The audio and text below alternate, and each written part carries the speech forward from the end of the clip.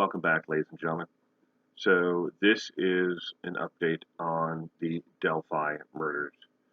The murder of Abby Williams and Libby German.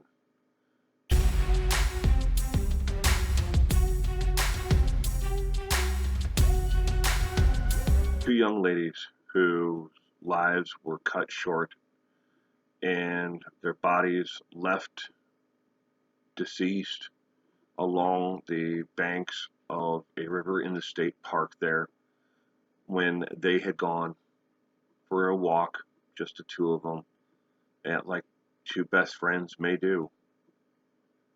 Now, it has been going on since February of 2017.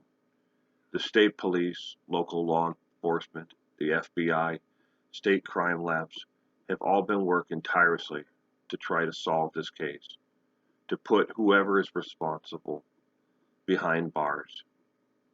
Over the course of the last 2 years, we've seen multiple different names of individuals pop up in the media as possible suspects. This person matched the old sketch photo. This person matches the new sketch photo.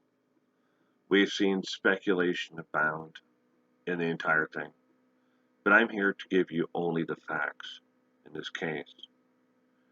According to Indiana State Police in their press release, and Doug Carter, officer with the Indiana State Police, they have received a significant amount of leads, tips since the last press conference, and they are following up and double checking every single one of those leads and tips. They are not, at this time, willing or able to give an update on this case to name a suspect, but from what I read in the actual notes that were released, they are closer today than they were 2 years ago, and they are getting closer every day.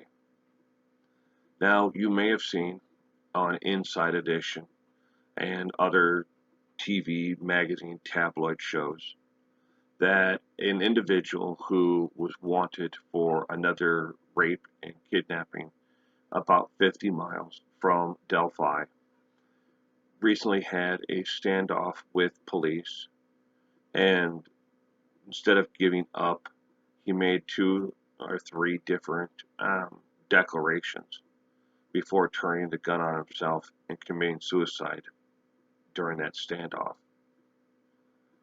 The police are still looking at Paul Etter, Etter, as a possible suspect.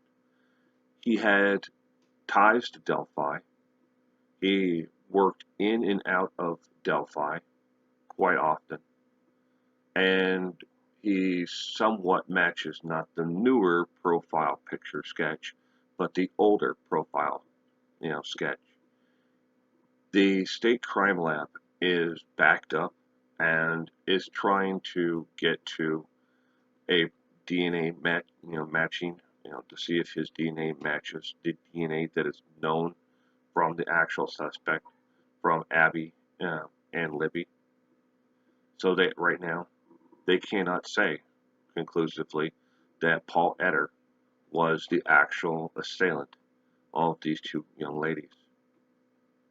Now, it needs to be said that just like all the other cases out there, where people are complaining and screaming from the top of the roof that the families are being victimized because they're making a movie about it. There have been TV movies made already and released, and specials released, lining the pockets of mainstream media and tabloid shows on the Delphi murders. The speculation, the rumors, the hate has all gotten to the families of both these two young ladies. And both these families felt like they were being victimized again. But the difference was they were willing to put up with some of that to a point if it meant bringing the murder of their two young ladies, these two young ladies to justice. Someone must be held accountable for what happened to Abby and Libby. It is important not only to these families, but to the community of Delphi and the community in the state of Indiana and to everyone else who has been touched by this case. That a murderer, someone, needs to be held accountable for what happened. Someone must pay. Was it Paul Eder? We don't know yet. I hate to put a lot of stock into, that he matched the profile picture, that he had similar cases pending, where he was wanted on a similar case. Some things match up, some things don't. He did, however, have this one kidnapping case that he was wanted for, but he has no convictions. But he's dead. I hope that he is the assailant and the family is able to get some closure from this. But what if he isn't? What if it's just another false lead?